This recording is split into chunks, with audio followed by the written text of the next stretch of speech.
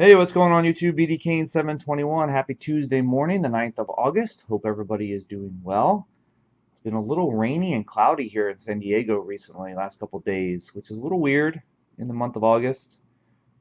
But it was nice to see some rain yesterday. So it wasn't a lot, but a little is fine with me at this point. We haven't seen rain since I think May, so it's been pretty dry here. As you can tell, my voice is still a little strained from last week getting back from the East Coast and National. Um, I realized, or at least I'm thinking, that at some point I probably had COVID. I tested negative a couple days ago, so that's good, obviously. And I just don't know whether I had it at some point, either during the trip or on the way back, or when I got back here on the West Coast. Um, but I'm just glad I don't have it at this point. Never really got too bad. I just had the throat and a little bit of coughing. Never got really anything major as far as the symptoms go. So I don't know. Could have been COVID. Could have been something else. But my voice is still a little bit struggling at this point. So I apologize for that. I'll be taking maybe a couple swigs of water during the video as I go through this. Today is an SGC reveal from a group submission over at JT's group. I left the link below to the reveal video that he posted maybe a week ago or so. And I'm sure in that video there's all the information you need if you want to join him and Mike O's group on Facebook. I went ahead and popped the top on this so that you wouldn't have to wait for me to do that. JT always does an awesome job with packaging. So thank you for that. I think there are 3 cards in here, if I remember right. And I thought I did a pre-SGC submittal video. Yep, 3 cards. But I didn't.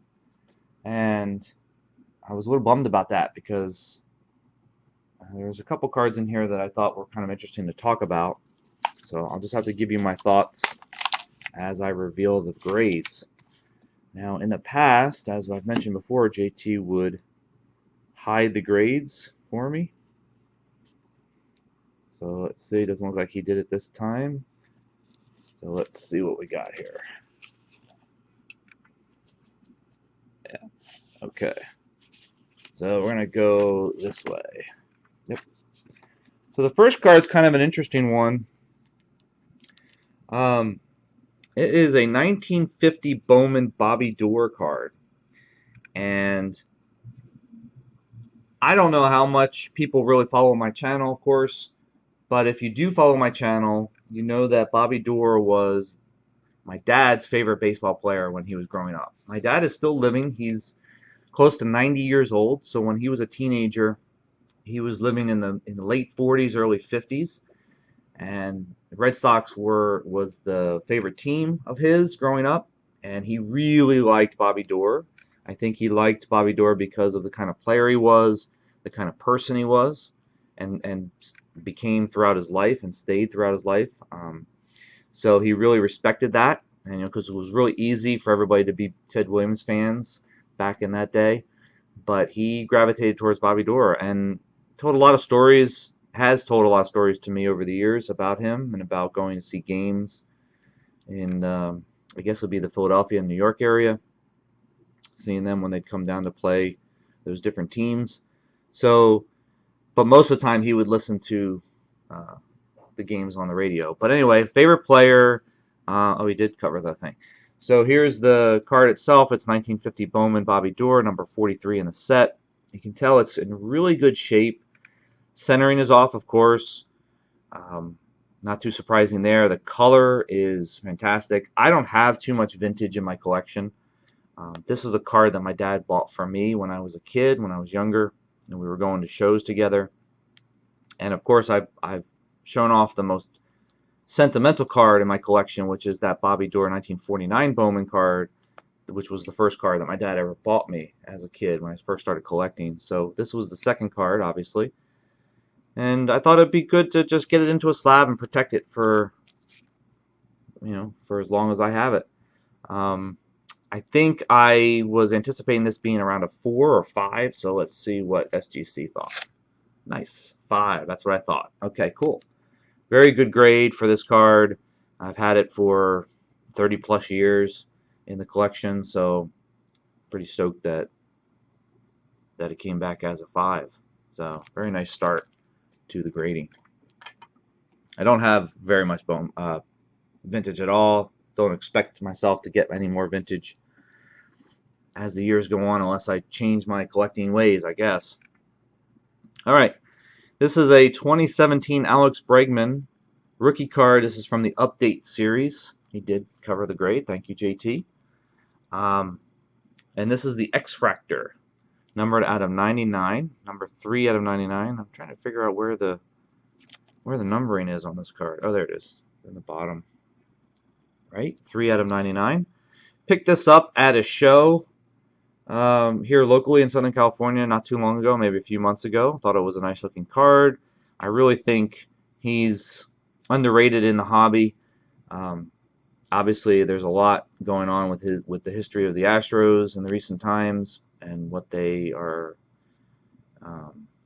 viewed as, I guess, moving forward. A lot of people don't have very high opinions of them, but I do think he's a really good ball player and worth more of a look in the hobby, I think. So let's see. 9.5, nice. So mint plus 9.5 on the Alex Bregman 2017 X-Fractor. Rookie debut card, 3 out of 99. So not too bad there, like that. Grade. And then the last card is just something I thought would have been neat because it was a mini. And it was the Gypsy Queen back of this I think this is 2012. Let's see, did he cover the grade? Yep. So 2012 Gypsy Queen mini with the Gypsy Queen back of Mike Trout. So his hobby has taken a little bit of a hit these past few months. It's a shame. Hopefully he's not going to be done for his career. I guess that's the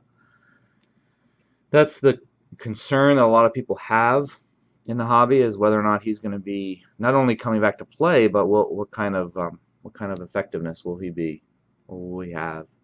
So don't really know. Just thought this was a cool card to put in the slab. You can see it's got the the reduced window here for the card to sit in for the tuxedo, so that's kind of cool.